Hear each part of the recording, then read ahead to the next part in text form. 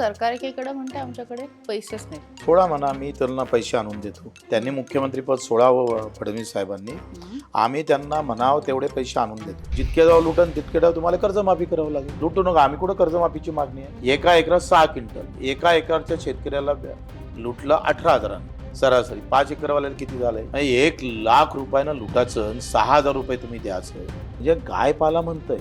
गाय गोमाता आहे, पण गोमाता वाचवणारा शेतकरी वाचला पाहिजे का नाही वाचला पाहिजे? तुम्ही फक्त बोलाचं, पाळाचा मात्र धरून गरीबा. ही नालायकी आहे, ही हरामखोरी आहे. याच्यापेक्षा वाईट शब्द बोलू शकतो, पण ते मला बरोबर वाटत नाही. भाजपचा गुणधर्मच आहे, गरज सर्व वैद्य मरो. मरो नाही, हे मारूनच टाकतं. परत गुवाहाटीचा प्रश्न, 50 खोके मिळाले होते. चुकलो ना मी, मला आता जरी वाटत असेल चुकलोय, पण सगळे गुवाहाटीवाले जिंकून आले, मी मात्र पडलो. का गरीबाची पोरगी जर पडून गेली तर ते पडून गेली, त्याचं काहीतरी लफडं होतं. आणि श्रीमंताची गेली नाही, त्यांचं प्रेम होतं. हा फरक आहे. जी ही पदयात्रा आहे 7 जुलै इथे, जिथं 5 शेतकऱ्यांनी आत्महत्या केल्या होत्या एकाच दिवशी. 1986 मध्ये भजे काढत असताना, भजे जे काढतंय त्या सणाच्या दिवशी त्या भजेत विष टाकलं होतं. त्या वडिलांना सगळ्यांना भजी चारले आणि एक मूल मरत नव्हतं तर त्याला मारून टाकलं. त्याने आत्महत्या केली. पहिली आत्महत्या, ते लिहून ठेवलं. आता नुकतंच उपोषण झालंय, कशी आहे तब्येत, कसं वाटतंय? तब्येत ठीक आहे. वजन कमी झालं त्यानं अधिक बरं वाटतं. पण उपोषण झाल्यानंतर म्हणजे शरीरामध्ये जे काही बदल होत असतात, काय त्याच्यानंतर कशी अवस्था होती, कसं हे झालं? थोडं काही दिवस थकवा राहतं, म्हणजे आपण थोडं चाललो तरी ते जाणवते थोडं. पण 10-15 दिवसानंतर मग आपण आहे त्या स्थितीत, 15 दिवसानंतरही आहे त्या स्थितीत येऊन जातो. पहिल्यांदा हे शेतकऱ्यांसाठी, दिव्यांगांसाठी लढावं कधी वाटलं? मग आम्ही विधानसभा निवडणूक झाल्यानंतर पुण्याला आलो होते. दिव्यांग मंत्रालय होते तिथे, आयुक्त कार्यालय होते, आणि तिथे महाराष्ट्रातून काही दिव्यांग आले होते. काही पाय नव्हते, कोणी काही. आणि ते आयुक्त असा त्यांना न विचारता चालला गेला गाडी. त्याला भेटला पण नाही. आणि मी गाडीच्या समोर उभं राहिलो. म्हटलं तू यांना कोण नाही भेटत? यांना भेट, हे इतक्या दुरून आलेले आहे. आणि मग ते त्याला उतरवलं खाली आयुक्ताला. म्हटलं मी गाडीची आवाज सोडतो. तर उतरले, त्यांचं ऐकून घेतलं. 1 तास तिथं थांबवलं आणि त्या दिव्यांगांची भेट झाली. त्या भेटीतून मग त्यांनी मला सोडलं नाही. ते आम्ही मग ते IB रेस्ट हाऊस, बंगल्याजवळ रेस्ट हाऊस आहे, तिथे आम्ही बसलो. आणि तिथून मग त्याची सुरुवात झाली. आणि ती सुरुवात मला वाटतं 2004चं पहिलं आंदोलन आम्ही तुकारामाच्या देहू गावात घेतलं, जे कारंजले गांजले ते अशी म्हणे जो आपुले. तिथं ते आंदोलन घेतलं आणि तिथून मग त्या आंदोलनाची सुरुवात झाली. 182 शासन निर्णय आपण सरकारला काढायला लावले 15 ते 20 वर्षाच्या कालखंडामध्ये. आणि सगळ्यात मोठी उपलब्धी म्हणजे दिव्यांग मंत्रालय देशातलं पहिलं इथं निर्माण झालं. म्हणजे सुरू केलेलं आंदोलन शेवटच्या प्रत्येक ज्या ज्या मागण्या होत्या आमच्या 35-40 मागण्या, आता त्या 5-6 मागण्यावर आलेल्या आहे. आता मागणीचा काळ थोडा थोडा बदलत आहे. तिथून आमची दिव्यांग आंदोलनाची सुरुवात झाली.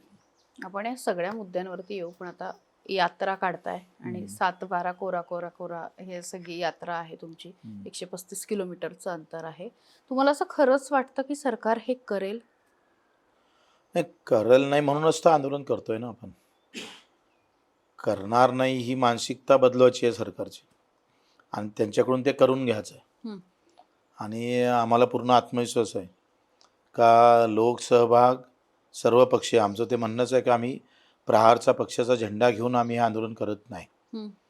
ते कुठल्याही जाती धर्माचा असू दे, कुठल्याही पक्षाचा असू दे. वेळ पडली तर आम्हाला तू मतदान नाही केलं तरी चालेल, पण ह्या आंदोलनात सहभागी हो. आणि या आंदोलनातून आम्हाला ते खरं तर ती एक ऊर्जा निर्माण करायची आहे लोकांमध्ये, एक आत्मविश्वास निर्माण करायचा आहे का शेतकरी मजूर म्हणून एकत्र होऊ शकतात. ही जी भीती शेतकऱ्यांमध्ये आहे का शेतकरी एकत्र होत नाही, मजूर एकत्र होत नाही, कष्ट करणारे लोक एकत्र होत नाही, तर त्यांच्यामध्ये ही आत्मविश्वास निर्माण करायचा आहे.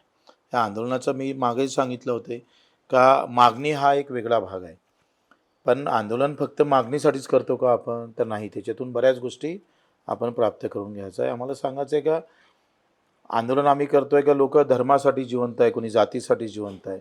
आम्हाला सांगायचं आहे का आम्ही शेतकरी मजुरासाठी जिवंत आहोत, आणि म्हणून आम्ही आंदोलन करतो आहे. दुसरं शेतकऱ्याचं जे अस्तित्व आपण पाहतो आहे शेतकरी राष्ट्रवादीचा झाला, काँग्रेसचा झाला, प्रहारचा झाला आहे, भाजपचा आहे, कोणी ते ओबीसी आहे, कोणी मराठा आहे, कोणी मुसलमान आहे, कोणी हिंदू आहे. त्या शेतकऱ्याला सांगायचं का तू ते ठीक आहे, तू पक्षाचा इथपर्यंत ठीक आहे, पण आंदोलन असेल तेव्हा तू मात्र शेतकऱ्याचा होय. हे त्या आंदोलनातून आम्हाला खरं तर प्रखरतेनं महाराष्ट्रभर न्यायचं आहे. तो मूळ उद्देश आमचा खरं तर तोच आहे. कारण असंघटित असलेला शेतकरी संघटित करून त्याचा आवाज मोठा करायचा आहे, त्याचं दबाव तंत्र निर्माण करायचं आहे. त्या मुद्द्यावर आम्हाला राजकारण नाही करायचं आहे. या मुद्द्यावर राजकारण झालं पाहिजे, बल्कि ते मस्जिद आणि मंदिरावर जेव्हा राजकारण होतं आणि त्या गोष्टी चव्हाट्यावर येतं, त्या पद्धतीनं आम्ही या मुद्द्यावर शेतीमालाच्या भावाचा हा मुद्दा राजकारणाचा प्रमुख अग्रस्थानी असला पाहिजे. हे त्याच्या मागचे उद्देश आहे आणि सरकारला करावं लागेल. तुमचा जो प्रश्न आहे का सरकार माफ करेल का नाही करेल, सगळे एकत्र आलं तर करावंच लागेल. नाही म्हटलं तर 25 लाख शेतकरी आज कर्जबाजारी आहे, 25 लाखाच्या वरती कर्जबाजारी आहे. त्याच्यातले 2 लाख जरी आले आमच्यासोबत तरी सरकारला हो म्हणावं लागेल. कुठून जाणार आहे पळून? आणि इथून वाट डायरेक्ट पाकिस्तानची थोडी आहे, त्याला करावंच लागेल. सरकार एकीकडे म्हणते आमच्याकडे पैसेच नाहीत. म्हणजे आता लाडकी बहीण सुरू आहे, पण अनेक मंत्री जे आहेत ते अगदी माध्यमांसमोर पण स्टेटमेंट करतात की आम्हाला निधी मिळत नाही, आमच्याकडे पैसेच नाही. सोडा म्हणा, मी त्यांना पैसे आणून देतो. त्यांनी सांगावं किती 2 लाख कोटी पाहिजे, 7 लाख कोटी पाहिजे का 10 लाख कोटी पाहिजे. बच्चू कडू तुम्हाला एका महिन्यात आणून देतो पैसे. कुठून आणणार? ते आणणार ना आम्ही. ते कसं काय आताच सांगू? त्या पदावर गेल्यावर येईल ना. त्यांनी मुख्यमंत्रीपद सोडावं फडणवीस साहेबांनी. आम्ही त्यांना म्हणावं तेवढे पैसे आणून देतो. तुम्ही सांगा पैसे नाही असं म्हणताय, तर आज पुरवणी बजेट 56,000 कोटीचं जाहीर केलं. 56,000 कोटीमध्ये 5,000 कोटीच फक्त हे डायरेक्ट लाभार्थ्याला जातं. 50,000 कोटी सगळं टेंडर प्रोसेसचे कामं टाकले तुम्ही. 20,000 कोटी शक्तीपीठाला तरतूद केली. काय गरज होती? नगरविकास विभागाला 15,000 कोटी तुम्ही तरतूद केली. ग्रामविकासाला 4,000 कोटी केली. हे सगळे टेंडर आहे. जलसंपदा असेल, म्हणजे सगळे ठेकेदाराचे बिलं जे अटकलेले आहे ते काढण्याची घाई झाली आहे तुम्हाला. आणि टेंडरातून मग पुन्हा तुम्हाला माहिती आहे कमिशन कुठं जाते. तर म्हणजे कलेक्टर जसा कलेक्ट करणारा, पैसा कलेक्ट करणारा, त्यावेळेस इंग्रज काळात त्याची व्याख्या होती. आता मंत्री म्हणजे कलेक्ट, निधी कलेक्ट करतो तो. तरतूद करायची आणि म्हणून कलेक्ट करायचं सगळं. आज सगळे पैसे तुम्ही जर पाहिले तर पूर्ण बजेट जर महाराष्ट्राचं पाहिलं 7.5 लाख कोटीचं आहे. 3 लाख कोटी गेले पगार कर्मचारी यांच्यासाठी. राहिलेले 3.5 लाख कोटीमध्ये 75,000 कोटी वाटप करतं डायरेक्ट, म्हणजे लाडकी बहीण असेल, जे काय असेल गरीब आले. 3 लाख कोटीचं टेंडर प्रोसेस करताय तुम्ही. कोणाच्या घरात पैसे जात आहे? शक्तीपीठ मागितलं होता कोणी? न मागता तुम्ही शक्तीपीठ घेतोय. आणि आम्ही त्याचं आयुष्याचं पीठ तयार करणारा शेतकरी हा खऱ्या अर्थानं अडचणीत आलेला आहे.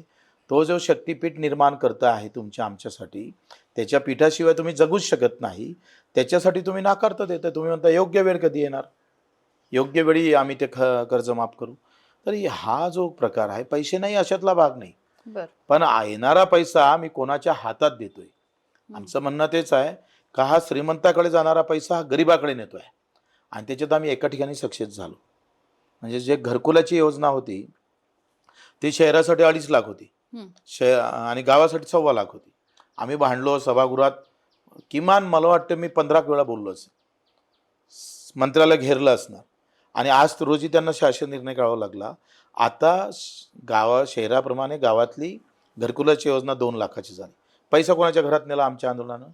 अत्यंत गरिबाच्या घरी पैसा दिला. आणि झेंडे हाती देऊन युवकांच्या हे सत्तेत आले, पण बगर झेंड्याचं राजकारण करून आम्ही पैसा सत्तेत नसताना सुद्धा गरिबापर्यंत नेण्याचं काम केलं. ही आमच्या आंदोलनाची उपलब्धी आहे सगळ्यात मोठी.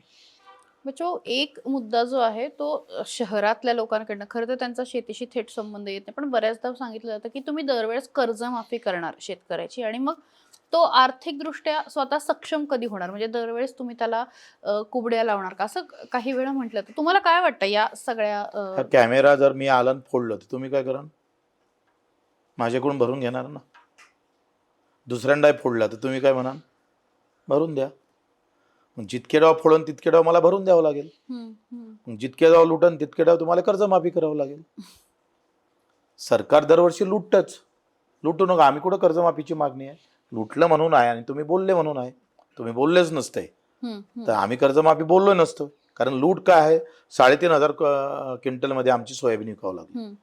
15% नफ्यानं शिफारस किती केली, 7,000 रुपये भावाची. हे पाशा पटेल जे आता कृषी मूल्य आयोगाचे अध्यक्ष आहे राज्याचे, आपला एक कृषी मूल्य आयोग झाला, केंद्राचा केंद्रीय कृषी मूल्य आयोग आहे. आता आपण एकूण भाव शिफारस केली 7,000ची हम्म. केंद्र सरकारला, 15% नफा. हे 15% नफा म्हणजे फारच कमी आहे. साधे भजे जरी काढले ना आपण हॉटेलमध्ये, तो 70% नफ्यावर जातो. तुमचा जरी आपण पाहिलं एकंदरीत, तुम्ही 50% नफ्यानं कुठलाच उद्योग कोणी करत नाही, किमान तो 70-80% नफ्यात जातो. आम्ही 15% नफ्यानं आम्हाला 7,000 रुपये भाव सोयाबीनचे भेटले नाही. केंद्र सरकारनं राज्य सरकारनं 7,000 भावाची शिफारस केली आणि केंद्रानं जाहीर केलं 5,000 रुपये. आता 5,000 रुपये भाव जाहीर केले म्हणजे 15% नफा तर भेटलाच नाही. घाट्यानं केंद्र सरकार खरेदी करायला पाहिजे. 5,000 रुपये भावानं 20% सोयाबीन खरेदी केलं 5,000नं आणि मार्केटमध्ये भाव ते 3,500. लुटलं किती एका क्विंटलला मागं, 3,000नं. एका एकरात 6 क्विंटल, एका एकरच्या शेतकऱ्याला लुटलं 18,000नं सरासरी. 5 एकरवाल्याला किती झालंय, 1,00,000 रुपयानं लुटायचं आणि 6,000 रुपये तुम्ही द्यायचं. तर ही लूटच थांबली पाहिजे ना. आम्हाला मागेल किमान 15% नफा येईल एवढा भाव देण्याची ताकदच तुमच्यात नसेल तर म्हणून आम्ही मागणी त्याला जोडली होती का पेरणी ते कापणीपर्यंत सगळे कामं MRHS मध्ये करा, म्हणजे उत्पादन खर्च कमी करा. उत्पादन खर्च कमी झाला तर नफ्यात वाटेकरी होईल.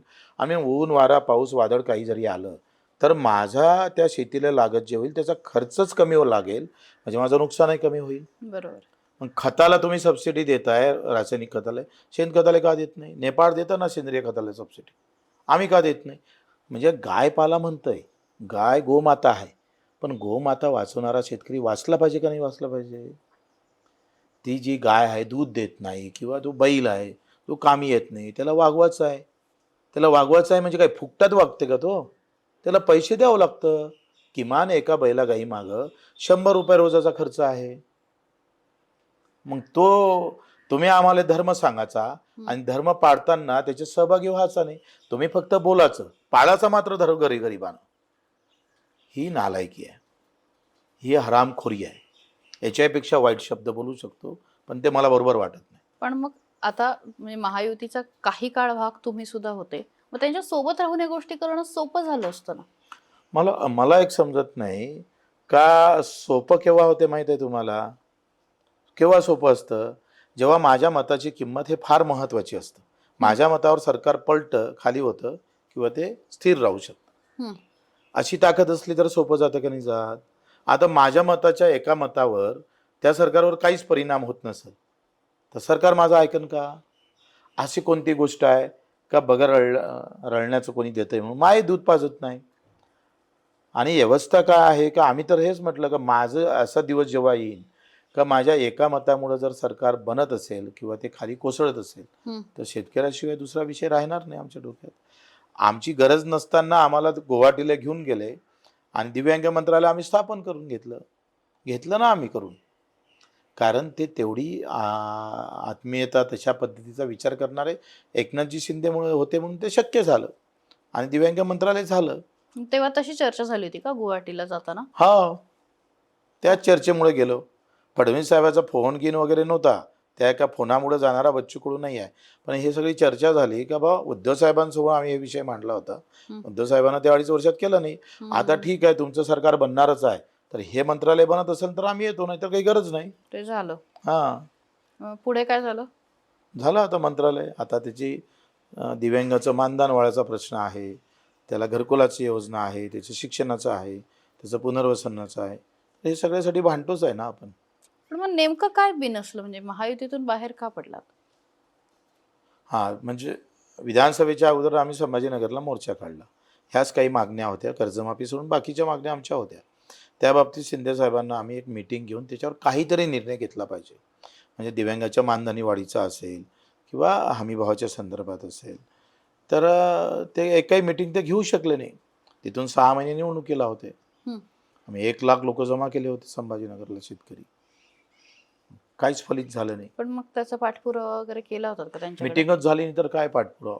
मीटिंग लावण्यासाठी? हा, मीटिंग लावण्यासाठी पाठपुरावा केला पण मीटिंगच झाली नाही ना. नाराज झाला तिथे? हा, तिथून मग थोडा नाराजीचा सूर आमचा सुरू झालाय. आणि फडणवीसांचा काय अनुभव आहे? फडणवीसांचा अनुभव म्हणजे मला वाटते मी माझ्या सरावून बोलल्यापेक्षा लोकांना विचारलं तर फार चांगलं आहे. त्यांचा अनुभव कसा आहे, कोणाचा म्हणजे भाजपचा गुणधर्मच आहे, गरज सरो वैद्य मरो. हे मरो नाही, हे मारूनच टाकतं. म्हणजे आपोआप मेलं तर ठीक आहे, हे डायरेक्ट मारूनच टाकतात. आणि ते सायन्स कोर मैदानावरती बुकिंग केली होती तेव्हा परवानगी नाकारण्यात आली, तोही विषय खूप गाजला होता. हां, ते कोणी नाकारली परवानगी, काय वाटतं, काय त्याच्या मागची कारण? ते तर उघडच आहे ना. अमित शहा येणार होते, फडणवीस साहेब येणार होते, मुख्यमंत्री शिंदे साहेब येणार होते. हे सगळे साहेब आल्यामुळं खालच्या साहेबांना सगळं चक्र फिरवलं आणि निवडणूक आयोगाचा सगळा सत्यानाश करून टाकला. म्हणजे आयोग हा निपक्षपणे काम करत नव्हता हे त्याच्यावरून स्पष्ट झालं, की मगरुरी कशी असतं. ते बुकिंग केलं आमच्या सभेसाठी आणि सभा झाली बी जे पीची. निवडणूक आयोगाकडे आम्ही ह्या तक्रारी केल्या, त्याचं उत्तर नाही. ही हुकुमशाह आहे. त्या आणीबाणी बाबतीत बोलतात बी जे पीवाले, पण तुमची काही आणीबाणी थोडी कमी आहे. तुम्ही तर भाजपाच्या एकाही माणसावर तुम्हाला ईडी लावता आली नाही आणि ज्याच्यावर ईडी लागली तर तुमच्यात आला तर ते ईडी गायब झाली. म्हणजे आणीबाणीपेक्षा डेंजर आहे. परत गुवाहाटीचा प्रश्न, तेव्हा फार चर्चा झाली होती की शिंदेंनी त्या मंदिरातनं शिंग आणले वगैरे, असं काही खरंच घडलं होतं का तिथे? मी नाही पाहिलं, मला त्याच्यात रसही नाही आहे आणि मी त्या गोष्टीला मानत पण नाही आहे. चमत्कार हा कामातूनच करता आला पाहिजे, कर्तृत्वातूनच करता आला पाहिजे. छत्रपतीने भवानीकडून तलवार भेटली होती ते तेव्हा त्यावेळेस ती जो विषय होता तो तेव्हा त्यांना सांगावं लागला, कदाचित त्यांनी नंतर स्पष्टीकरण पण दिलं. असं कसं काही काही मला वाटत नाही. आता अघोरी विद्येचं काय पूजा केली वगैरे, हा जर मला असं वाटतं का इतके बलशाली म्हणे आम्ही नेत्याला मोठंच समजतो किंवा तो वैचारिक त्याची उंची असलेली किंवा त्याची तेवढी बलवान असलेला, असे लोक जेव्हा अशा याच्यात आहारी पडत असेल तर चुकीचंच आहे. मला नाही वाटत ते चांगला संदेश देऊ शकतं म्हणून याच्यातून. 50 खोके मिळाले होते. नाही असते तर तुम्हाला त्याच्यातले काही दिले असते मी. काय हरकत आहे, एखादा असा आहे 1-1 कोटी वाटत गेले असते 50-50 तर काय हरकत आहे. हा जो आरोप झाला किंवा हां. हे एक माइंडसेट करण्याचा प्रयत्न झाला, आपण असं म्हणू, प्रचार झाला आणि प्रत्येक ठिकाणी घोषणाबाजी, तुम्हाला असं वाटतं की तुमच्या वैयक्तिक करिअरवरती याचा परिणाम झाला? चुकलो ना मी. मला आता जरी वाटत असेल चुकलोय, पण माझ्या डोक्यात एक टप्पा आहे. हम्म, हम्म. तो असा आहे का मी नेहमी सांगतो, कारण प्रत्येक पत्रकार आणि प्रत्येक मोबाईलचे कॉमेंट्स हे गुवाहाटीवर असतं. होय. सगळे गुवाहाटीवाले जिंकून आले, मी मात्र पडलो. हम्म, हम्म. म्हणजे लोक इकडे कॉमेंट्स म्हणतात, तुम्ही आम्हाला प्रश्न विचारतात, पण गुवाहाटी गेले तर सगळेच निवडून आले, पुन्हा ते मंत्री झाले. परिणाम काय आहे लोकांवर तुम्हाला वाटतं? नाही वाटत. तो बच्चू कडूवर आहे फक्त. ते मी नेहमी म्हणतो ना का, बरेच पत्रकारांना मी हे सांगत असतो का, गरिबाची पोरगी जर पडून गेली तर ते पडून गेली, त्याचं काहीतरी लफडं होतं. आणि श्रीमंताची गेली नाही, त्यांचं प्रेम होतं. हा फरक आहे. हा प्रश्न अजितदादाला नाही विचारत, हा उद्धव साहेबाला विचारत नाही, हा राज ठाकरेंना विचारत नाही, हा पवार साहेबांना विचारत नाही, हा काँग्रेसवाल्यांना विचारत नाही, पण हा प्रश्न गरीब बरा आहे बच्चू कडू विचारायला. म्हणजे हे आमचं असं झालेलं आहे. म्हणजे मी जे गुवाहाटीला गेलो त्याच्यामागं आम्ही दिव्यांग मंत्रालय दिलं ना. आम्हाला माहीत होतं हे बदनामी होणार आहे, पण एक आनंदाचा थोडासा टप्पा तिचे शिल्लक होतं का नाही. माझ्या बदनामी जरी होत असेल तर मला जर दिव्यांग मंत्रालय भेटत असेल तर माझ्यासाठी ती फार मोठी उपलब्धी आहे. माझ्या आयुष्यासाठी हे मोठं क्रांतीचं पाऊल आहे. मी मेल्यानंतरही हे मंत्रालय या दिव्यांगासाठी उरून पुरणार आहे. त्या गुवाहाटीच्या बदलांपेक्षा मला हे मोठं वाटत होतं आणि त्याच्यानं आम्ही गेलो. ते तर वाईट काय. पण मग ते परत एक प्रपोगंडा झाला की रस्ते घोटाळ्यातनं तुम्हाला क्लीन चिट मिळाली म्हणून तुम्ही गेले होते, काही असं काही होतं? नाही, बिलकुल नाही. रस्ते घोटाळा झालाच नव्हता. तो घोटाळा नव्हता. तुम्हाला ते चुकीची बातमी आली आहे. तो घोटाळा कसा नव्हता आहे माहीत आहे का, तो रस्ता होता ग्रामीण मार्ग आणि त्याच्यावर किमान 20,000 एकरच्या वरती जमीन होती आणि लोकांना जायला रस्ता नव्हता. आणि मग मी काय केलं, जाऊ दे तिथे चुलीत कायदा गेला, मी त्याला राज्यमार्ग म्हणून दाखवला त्याला व्यवस्थित आणि त्याच्यावर निधी टाकून दिला. खर्चही झाला नाही.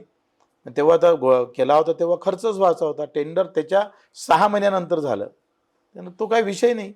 पण त्या लोक समजत नाही काही कुठं काही, म्हणजे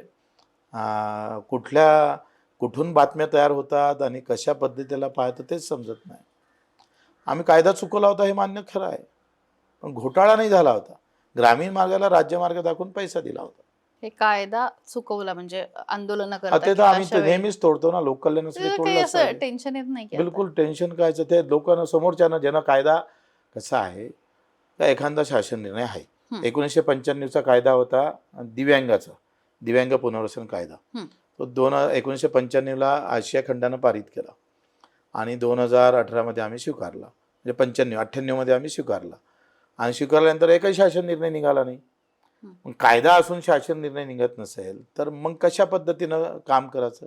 आणि शासन निर्णय केल्यानंतर खर्च होत नसेल आणि तो जर शासन निर्णय पायाखाली तुळवत असेल तर कायदा हाती घ्यावाच लागेल. तो घेतलाच पाहिजे. आपण जे म्हणतो की अशा वेळी कायदा हाती घेतलात किंवा अनेक असे काही धोके पत्करलेत, कायदेशीर केसेस झाल्या, सगळं झालं, पण या सगळ्यामध्ये नयनाताई खूप ठामपणे पाठीशी उभ्या असतात. म्हणजे परवाचे त्यांचं भाषण खूप गाजलं. हां, ती ती तर ती आहे म्हणूनच आम्ही उभा आहो ना. पहिले आई होती, बाबा होते, भाऊ होते, भाऊ आणि भावंड आणि कार्यकर्ते हं. ज्या ताकदीनं उभे राहिले त्याच्यातला महत्त्वाचा भाग तितकाच नयनाचा पण आहे. आणि म्हणून नयना ज्या पद्धतीनं आम्हाला म्हणजे ती आला टाईम तर मार्गदर्शनही करतं. हं. ते गुरुच्या स्थानी बसतं, ते आईच्या स्थानी आहे आणि पत्नी म्हणून पण उभी राहतं आणि भाषण त्याच्यामुळे आम्हाला भन्नाट शक्य आहे. करतात. हां, भाषण भारी करतात.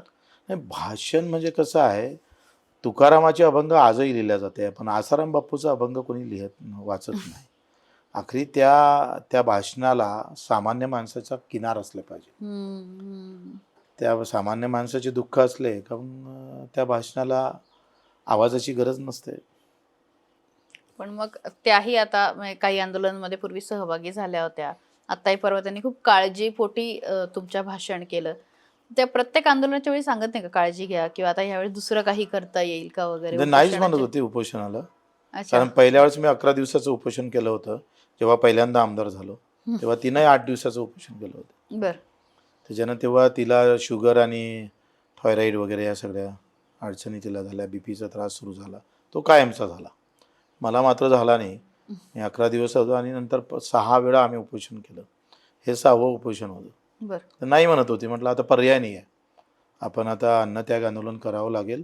कारण महाराष्ट्रात सध्या जी अवस्था आहे, वातावरण आहे, त्याला तोडायचं असेल तर सरकारपेक्षा आता लोकांसाठी ते महत्त्वाचं वाटतं. बच्चू कडू हे जे काही आता पदयात्रा काढतायत, उपोषण झालं, तुम्हाला असं वाटतं की याचा काही राजकीय फायदा, काही दबाव तंत्र तुम्हाला उपयोगी होईल? होईल ना, का बरं होणार नाही? आणि झाला नाही पाहिजे म्हणजे मी काय राजकारणी नाही का?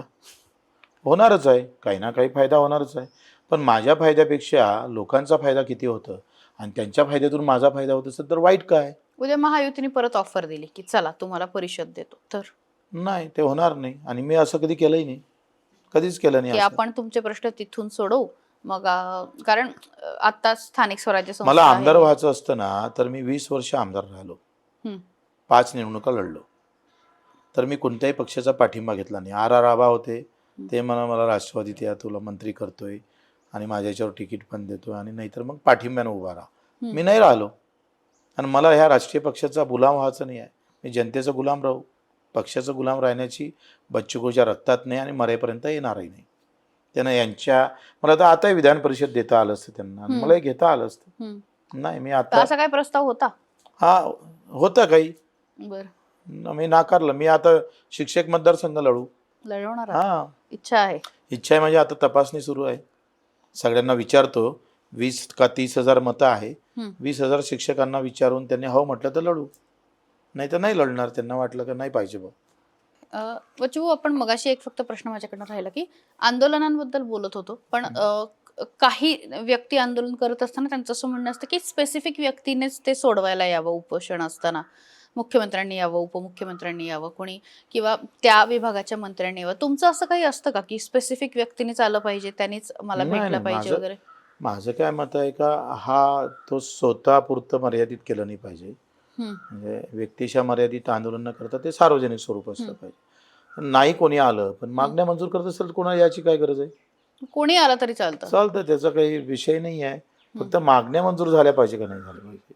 आणि म्हणून मग त्या त्याच्यासाठी तसा ठोस हं, हं, ज्याच्यावर विश्वास ठेवू शकतो हं. किंवा त्याला आपण उद्या घेरू शकतो असा माणूस असला पाहिजे. नाही तर मग कलेक्टरच्या ताकदीचं आंदोलन आहे, तलाठ्याला पाठवत असेल, त्याला काही अर्थ नाही ना. मग त्या मागण्या मंजूर, म्हणजे त्यांनी सांगितलं की आम्ही तुमच्या मागण्या मान्य करतो, त्याच्यानंतर एक पाठपुरावा असतो का? हां, आंदोलनात आता आम्ही त्याच्यासाठी हे पदयात्रा काढतोय. आमची ही पदयात्रा आहे 7 जुलै इथे, जिथं 5 शेतकऱ्यांनी आत्महत्या केल्या होत्या एकाच दिवशी. बरं. 1986 मध्ये भजे काढत असताना, भजे जे काढतंय त्या सणाच्या दिवशी त्या भजेत विष टाकलं होतं. त्या वडिलांना सगळ्यांना भजे चारले आणि एक मूल मरत नव्हतं तर त्याला मारून टाकले. त्याने आत्महत्या केली, पहिली आत्महत्या, ते लिहून ठेवलं. म्हणजे काही आत्महत्याचे प्रकरण जर पाहिले तर पोटाला चिरा मारून सुद्धा मरण पावले, डायरेक्ट सरणावर चढले. इतकी वाईट भयव्यवस्था आहे आणि अशा ठिकाणी आम्ही त्याचा शेवट करतो आहे. आणि नागपूरची यात्रा 6 पासून तर 9 ऑगस्टपर्यंत ती सिंदूर यात्रा करतो आहे. का कोणत्याही आमच्या बहिणीचं कुंकू पुसता कामा नये, अशी व्यवस्था येता कामा नये, असं धोरण करा.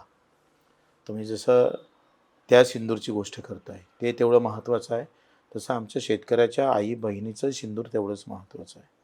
आणि ते 9 ऑगस्टला आम्ही नागपूरला दीक्षाभूमीवर मोदीजींच्या पुतळ्याला राखी बांधून आवाहन करणार आहोत. पण मग तुम्ही म्हणता सर्वपक्षीय, पण मग सर्वपक्षीय नेत्यांना काही पत्र पाठवलं का किंवा हां, काय? इथं आम्ही 40 आमदारांनी पाठिंबा दिला, 10 खासदारांनी पाठिंबा दिला. येणार आहेत ते? येणार जरी नसले तर पाठिंबा दिला. लोकांचा रेटा वाढला तर यावंच लागतं. आखरी कसं आहे का या लोकशाहीवर खरा अंकुश कोणाचा आहे? लोकांचं. मतदारांचाच आहे. आणि मतदारांचा अंकुश वाढला का सरकार पटापट धावायला लागतं. असं तुम्हाला दिसून आलेलं आहे? हा, ते आम्ही धावतोच ना. कसं आहे, एक म्हण होतं, मी शेवटचं सांगतो तुला.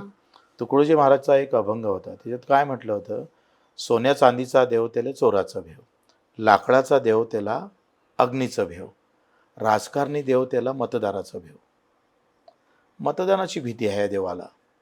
हा जो राजकारणी देव आहे त्याला माहीत आहे का मतच आपलं अस्तित्व आहे. मत संपलं का सरकार संपलं, पक्ष संपला. मतदारांना एवढं जरी लक्षात घेतलं का धर्मजातीच्या या आंदोलनासोबत माझं हक्काचं आंदोलन टिकून ठेवायचं, आणि लिहून जरी ठेवलं, माझ्या कापसाले भाव भेटला नाही, उसाले भाव भेटला नाही, दिव्यांगाला पगार भेटला नाही, म्हणून मी तुला मत मारणार नाही, एवढी पाटी जरी लिहिली ना तर हे पडत येणार सगळे. स्पष्ट मला वाटतं भूमिका आहे आणि थेट विचार आहे, रोखठोक मांडणी आहे. बच्चू कडूंची पदयात्रा सुरू होतीये आणि या सगळ्या निमित्ताने आपण त्यांच्याशी बोललो, गप्पा मारल्या. मनापासून आभार. धन्यवाद. आता isakal.com आहे देशातील नंबर 1 ची मराठी न्यूज वेबसाईट. प्रत्येक अपडेटसाठी isakal.com ला नक्की भेट द्या.